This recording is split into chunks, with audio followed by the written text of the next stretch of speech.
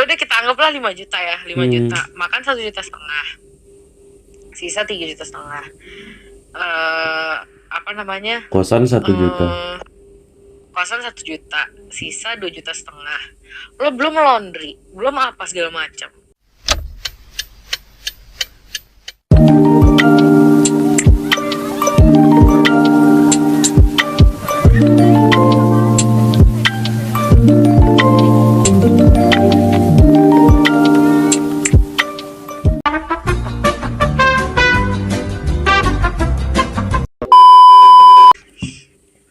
Kalau kusinggung masalah pemerintahan sedikit, kamu keberatan nggak untuk ngobrol? Enggak sih. Oke. Kenapa tuh? Apa yang puaskah tidak kamu selaku masyarakat Jakarta merasakan kepemimpinan Gubernur Anies? Jujur ya, Jujur. gue jujur apa enggak? Gue maunya jujur banget kok. ya. Heeh. Jujur banget ya, gue puas lagi. Gimana dong? Tahu gak? Jadi tuh gini. Oke. Jadi ketika pemilihan gubernur saat itu berarti tahun berapa ya? 2009 berapa sih? 2019 nggak sih? 2018 kali. 19. Kan soalnya kan diperpanjang masanya kan. Gue lupa. Jadi 2000 berapa ya? Pokoknya. Oke deh, 2019 coba. Oke. Gimana tuh? Saat pemilihan itu adalah pemilihan pertama gue. Itu adalah pemilihan pemilu ya? Iya. Apa sih? Pemilu kan? Pemilu ya pokoknya itulah. Itu adalah pemilihan pertama gue sebagai seorang individu gitu kan. Nah, jadi sebagai anak muda yang baik, waktu itu gue nggak mau golput, ya kan? Gue harus paham nih siapa sih yang akan memimpin ini kita, gitu. Maksudnya apa namanya, kota gue nih, gitu kan? Nah, gue kulik dong masing-masing kandidatnya, apa aja visi misinya dan apa aja program. Apa sih 100 hari ya, 100 hari pokoknya program berapa harinya mereka itu, pokoknya apa aja sih program-program yang mau mereka jalankan di Jakarta ini gitu. Nah kebetulan gua waktu itu adalah seorang mahasiswi di salah satu universitas swasta di Jakarta. Nah udah gitu, salah satu hal yang membuat salah satu concern gue terhadap Jakarta adalah yang pertama, orang tuh nggak diajarkan atau orang tuh nggak difasilitasi untuk jalan kaki, itu yang pertama. Yang kedua, angkutan umum di Jakarta itu menurut gue rada kurang. Kayak let's say di sini angkot itu tuh nggak standar. Maksudnya nggak standarnya itu adalah angkot di sini kayak 64 gitu kan. Yang satu bisa 6, yang satu bisa 4 gitu kan. Tapi ada angkot yang punya speaker gede banget gitu loh, sampai lo kalau misalnya duduk tuh nggak bisa sampai belakang gitu, nggak bisa sampai mentok, tapi tetap dipaksa sama abangnya, ngerti gak? Iya. Jadi kayak nggak ada standarnya gitu. Nah, terus udah gitu, yang paling masuk akal menurut gue waktu itu adalah programnya Pak Anies sama Sandiaga Uno, yaitu mereka mau menggratiskan angkutan umum di Jakarta, ya kan? Gue tertarik dong langsung. Secara gue tuh naik angkutan umum setiap hari karena gue nggak bisa naik motor, gue nggak bisa naik mobil. Gue naik angkutan umum tuh setiap hari kalau gue ke kampus. Dan gue ke kampus setiap hari. Nah, gue mau tahu nih apa yang akan mereka bikin kok bisa 0 rupiah gitu, ngerti gak? DP rumah tuh. Oke. Bukan DP rumah. Angkutan tuh. Kok bisa lo angkutan umum tuh 0 rupiah tuh dari mana? Lu bisa keliling Jakarta 0 rupiah tuh dari mana? Gitu kan. Iya. Dan gue tuh kayak pokoknya kalau misalnya apa namanya, ini berhasil, maksudnya kayak ini tuh ada gitu. Wah, gue nggak tahu, kayak seharusnya orang-orang Jakarta tuh akan lebih melek sama yang namanya transportasi umum, Oke. ya kan? Ternyata, coy, bener dong mereka bikin Jaklingko. Oh my god, itu gila, itu kayak itu salah satu penemuan dan kayak salah satu moda transportasi yang paling gokil menurut gua. Bayangin aja, lo keliling Jakarta, lo bisa bayar lo 0 rupiah, coy, lo nggak bayar sama sekali naik angkot. Dan angkotnya sudah terstandarisasi, semua angkotnya tuh sama, nggak ada yang masang speaker gede, nggak ada yang apa. Terus udah gitu yang paling enak adalah nggak ada yang namanya ngetem. Gak ada angkot ngetem tuh, nggak ada, dia tetap jalan. Dan yang paling gokilnya lagi adalah mereka itu nggak boleh nurunin atau naikin penumpang sembarangan, harus di tempat-tempat yang ada Halte. apa kayak sign halte-nya gitu. Bukan halte proper sih, cuman kayak maksudnya lo boleh turun di sini gitu, karena nggak mungkin untuk membangun halte di tempat-tempat yang padat penduduk untuk angkot kan. Iya. Untuk apa, rute angkot gitu. Tapi ada kayak semacam apa ya, pelangnya gitu loh, kayak lo boleh berhenti di sini gitu, atau kayak lo boleh nunggu di sini tuh ada itunya. Dan itu menurut gue adalah salah satu kemajuan yang paling gokil di Jakarta menurut gue. Makanya gue kayak kalau ditanya puas nggak, puas banget asli. Berarti kamu puas banget ya dengan gubernur? Puas banget, cuman padahal cuman gara-gara itu doang, tapi gue kayak gue puas banget. Padahal cuman gara-gara itu doang, kayak gue tidak, maksudnya kayak pasti menurut gue gini, setiap pemimpin tuh pasti ada bagusnya, ada enggaknya gitu. Tapi karena hal ini, gue jadi bisa dibilang kayak gue puas karena dia tuh nepatin janjinya gitu, yang itu nempatin janji bikin moda transportasi 0 rupiah. Dan apa namanya, kesejahteraan supir Jaklingko ini itu tuh terjamin juga karena mereka dibayar per bulan sama pemerintah Jakarta. Jadi itu bukannya mereka nggak narik duit, tapi mereka tuh tetap bayar gitu. Jadi kayak ya mereka jadi kayak supir busway gitu. Gila sih, itu salah satu apa ya, salah satu program yang menurut gue gokil, dan kayak wah ternyata bisa ya Jakarta kayak gini gitu, ngerti gak? Dan itu langsung berdampaknya tuh ke diri kamu sendiri kan, merasakan manfaatnya. Betul. Kan? Yes, sangat. Dan lo harus tahu, gue di semester akhir gue pas kuliah itu gue gak ngeluarin ongkos sama sekali, dan itu sangat membantu. Itu gila sih, gila banget. Kalau dulu kan kayak ada bus sekolah gitu kan, sekarang masih ada sih bus sekolah juga. Cuman maksudnya kayak gue tuh udah nggak bisa naik bus sekolah karena gue udah kuliah, tapi gue bisa naik Jaklingko.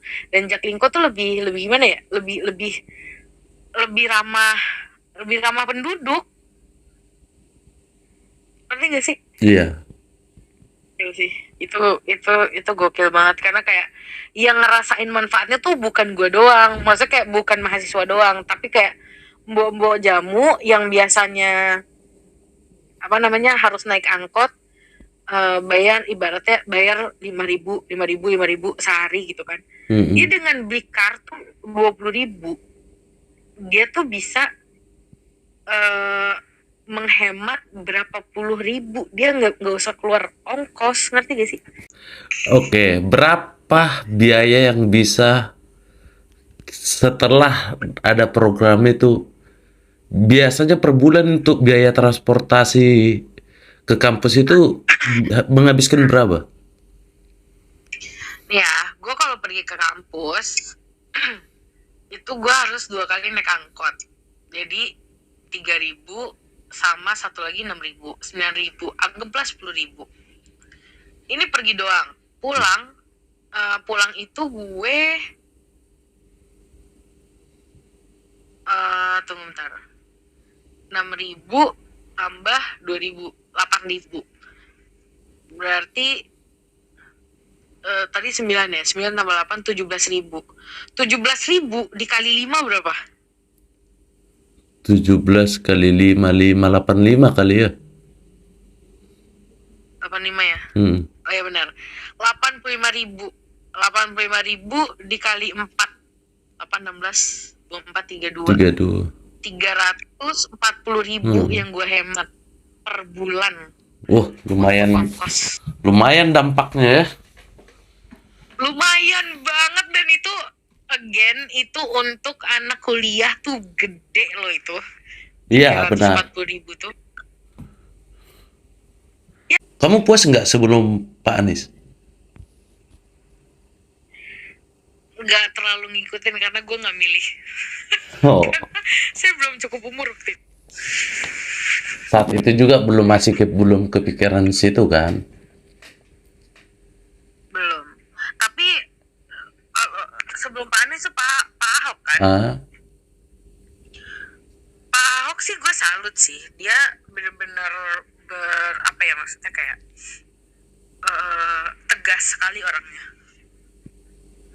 Tegasnya kayak dia tuh berani kalau misalnya kan kayak ada tuh beberapa kali yang pas dia lagi sidak nggak sesuai SOP, habis itu dia langsung kayak dan kalau misalnya kayak ada yang ngambil suap atau apa langsung dipecat saat itu juga kan sama dia. Iya. Itu menurut gue salah satu langkah yang berani sih, karena yang seperti yang kita tahu sebenarnya hal-hal kayak gitu udah lumrah gitu, walaupun itu sebenarnya adalah ketidakadilan tapi yang apa ya, kita jadi tutup mata, ngerti gak? Iya, karena itu udah menjadi budaya ya, jadi kita udah nggak heran dengan hal-hal yang pungli-pungli yang segala korupsi ya kan? Betul. Jadi kayak pas dapat pemimpin yang seperti Pak Ahok, terus itu beliau berani. Maksudnya beliau tuh nggak salah. Maksudnya dengan dia mecat orang yang menerima suap itu sebenarnya benar, hal yang benar untuk dilakukan, hal yang valid untuk dilakukan, karena ya memang ada peraturannya toh, nggak boleh pungli, nggak boleh menerima suap gitu kan, memang sebenarnya ada peraturannya gitu. Jadi itu gue salut sih sama Pak Ahok. Iya. Dan again seperti yang gue bilang tadi, setiap pemimpin ada kelebihan, ada ya, plus minusnya ya. Plus minusnya pasti ada. Ya, jadi pasti. Kayak ya tergantung gimana kita menyikapi hal tersebut aja. Kan tepat. Kita nggak perlu juga kayak maksudnya sending hate speech gitu untuk pemimpin kita gitu kan. Nggak perlu ngomong kasar, nggak perlu apa. Benar. Ada cara yang lebih baik untuk mengungkapkan hal itu, untuk berargumen tentang hal itu. Itu. Aku heran ya. Banyak orang yang kayaknya nggak berani ngobrol gitu. Apa sih yang ditakutkan? Negara menjamin. Kenapa nggak berani ngobrol? Nggak tahu sih ya. Aku kadang bingung. Padahal negara menjamin kebebasan kita untuk speak up kan? Ya betul. Yang penting ya speak up, nggak memaki, nggak di luar batas saja kan? Iya betul. Tapi kenapa banyak orang tuh yang takut? Mungkin tahu nggak karena apa? Kalau menurut gue. Apa tuh? Karena orang Indonesia tuh sebenarnya suka berdebat, tapi nggak pernah diajarin berdebat yang benar. Iya. Ngerti nggak? Iya. Jadi mereka tuh nggak pernah diajarin untuk membuat argumen, nggak pernah diajarin untuk, misalnya orang Indonesia tuh berantem atau kayak berdebat, ya ujung-ujungnya malah cekcok, malah adu mulut gitu. Kayak Ya, itu tuh seharusnya kalau lu berdebat dengan benar nggak akan kayak gitu, karena lu akan tahu ketika lu berdebat dengan benar, lo itu akan tahu latar belakangnya apa, hal yang mendasari itu apa, argumen yang akan lo kasih itu apa, counternya apa, gitu loh. Jadi ketika lo tahu cara berdebat yang benar, lo nggak akan jadi adu mulut, paham nggak? iya benar. Ketika dia kalah, maksudnya orang kalau udah di Indonesia ya, yang aku lihat ya, kalau udah dia kalah gitu ya, ibaratnya itu pemikirannya nggak seluas ini gitu. Dia lebih menyerang ke personalnya sih. Kalau dia udah Betul, merasa ini, dia betul, nggak mendebati apa hal yang didebatkan gitu. Dia udah di luar temanya betul, sih. betul, betul, betul banget, sumpah iya lagi, Dan itu iya udah lagi. sering gue lihat juga sih. Jadi kalau ketika dia udah kondisinya udah kayak kalah, dia nggak akan mengakui, malah dia lebih menyerang Dia kepribadiannya malah gitu. lebih ngegas, Apaan sih kan gitu. Debat yang sehat kan nggak seperti itu. dia malah lebih benar, benar, setuju. Dia malah lebih ngegas, dan terus itu dia itu malah bawa-bawa, malah yang paling parah tuh kadang bawa-bawa fisik. Ya, Pak, wow, itu sih. Itu udah kayak enggak, anda itu sudah bukan berdebat lagi, anda itu sudah menyalahi aturan perdebatan. Itu sudah cari Sebenarnya ribut kalau sih. misalnya, iya, kalau misalnya lo debat yang benar, bahkan tuh kayak nggak boleh, maksudnya bukan nggak boleh, cuman kayak lo nggak boleh memberi satu argumen yang tidak akan bisa dibantah sama orang tersebut, supaya debat itu sehat. Mm-mm. Gimana ya? Apalagi masalah politik gini kita nggak boleh cuek tau. Apalagi kita anak muda gini, kaum Gue milenial. setuju sih, setuju banget. Kita nggak boleh banget tutup mata, nggak boleh banget nggak peduli sama politik, karena kayak untuk 5 tahun ke depan, orang-orang yang kita pilih ini Menentukan ya. yang akan menjadi wakil kita tuh orang-orang ini gitu. Mm-mm. Jadi kalau kita cuek, ya gimana ya? Masa depan bangsa ini kan dipertaruhkan gitu. Apalagi kita ini generasi mutiara bangsa gitu. Kalau kita ini cuek ya, siapa lagi yang akan bisa penerus untuk mikirkan negara ini kan? Jadi aku lihat anak-anak muda sekarang, yang aku lihat ya, ini opini aku sih. Kebanyakan sekarang tuh kayak cuek, janganlah gitu, ayo gitu. Apalagi kalau kita nih, gimana kita mau merubah sistem kalau kita nggak masuk ke sistem kan? Setuju. Jadi maunya itu berapi-api dong kayak dulu tuh zaman-zaman Bung Karno apa itu. Mereka gila bro. Nyawa pun jadi taruhan gitu untuk demi negara. Ayo kita tumbuhkan lagi semangat itu. Apalagi kalau kita bisa ikut bertarung di panggung politik kan, lebih keren lagi. Kalau gue yang paling penting untuk saat ini adalah, karena kita mau pemilu kan nih 2024. Kita ajak semua, kayak kita ajak teman-teman kita, adik-adik kita yang baru mau milih, untuk milih, jangan golput. Itu sih dan kesadaran politik itu sangat perlu, walaupun hanya sebatas calonnya siapa, terus itu apa yang mereka janjikan, apa yang mereka tawarkan. Kesadaran politik itu kita harus punya, karena kita yang nantinya akan mengawal mereka, ngerti gak? Ngerti, paham. Jadi kalau misalnya ini nggak janjinya nggak ditepatin, adik-adik kita ini dan kita ini yang bakal kayak yang harus bisa mengemukakan pendapat ke mereka gitu. Yang harus bisa ngingetin, ini janji yang ini belum loh gitu. Kalau menurut gue itu sih. Gimana CS-CSku? Seru kan cerita kita tadi sama CS kita tadi yang ada di anak Jakarta tadi kan? Itulah enaknya aplikasi di CS-CSku. Jangan lupa CS-CSku di like, komen, di subscribe kan. Apabila ada kata-kata yang salah yang menyinggung perasaan dari CS-CSku sekalian sehingga kalian susah tidur, ya aku minta maaf CS-CSku. Tidak pernah ada sedikit pun niat saya untuk menyinggung bahkan melukai perasaan dari CS-CSku sekalian. Oke CS-CSku, wak makan salak, tak di subscribe, pala lawak. Sekian dan terima kasih.